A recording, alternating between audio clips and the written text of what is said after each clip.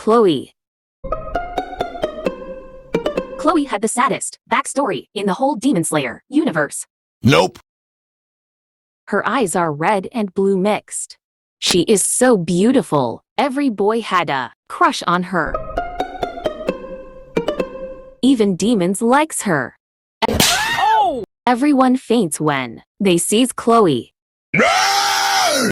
Chloe uses rainbow breathing. Chloe is the strongest Hashira.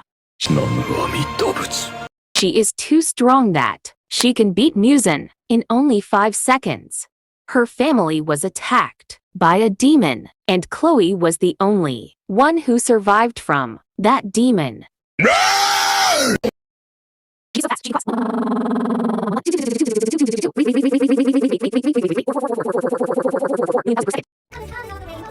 After Shinobu died, Jiu married Chloe. They were so happy together.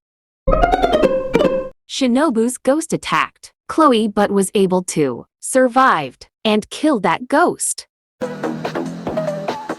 Chloe is Suwoo, depressed emo that she put on a face. This is Chloe.